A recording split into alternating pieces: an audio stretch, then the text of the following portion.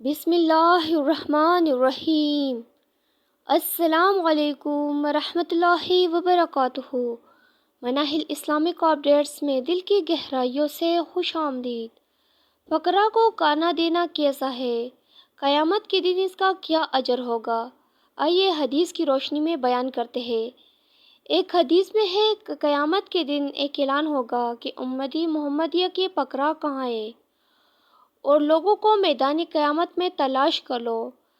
جس شخص نے تم میں سے کسی کو میرے لیے ایک لقمہ دیا ہو، یا میرے لیے کوئی گھونٹ پانی کا دیا ہو، یا میرے لیے کوئی نیا پرانا کپڑا دیا ہو، ان کے ہاتھ پکڑ کر جنت میں داخل کرو۔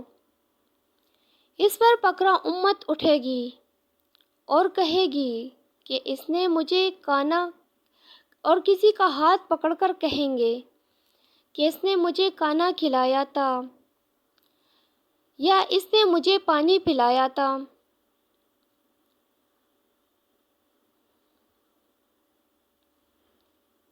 کوئی کہے گا کوئی بھی بکرا امت میں سے چھوٹا بڑا نہیں ہوگا۔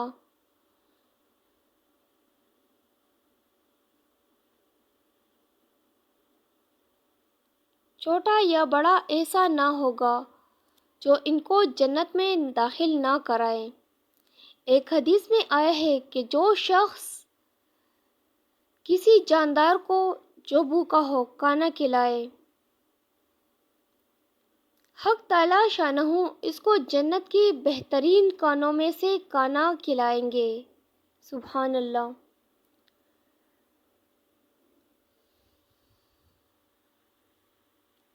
ایک اور حدیث میں آیا ہے کہ جس گھر سے لوگوں کو کانا کھلایا جاتا ہو، خیر اس کی گھر کی طرف ایسے تیزی سے بڑھتی ہے جیسے تیز چھری اونٹ کی کوہان میں چلتی ہے۔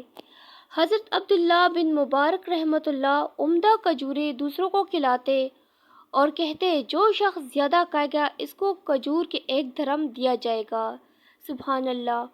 ویڈیو اچھی لگے تو چینل کو سبسکرائب کرنا نہ بھولیے گا، اور اس ویڈیو کو زیادہ سے زیادہ شیئر کیجیے گا۔ شکریہ۔ اللہ حافظ۔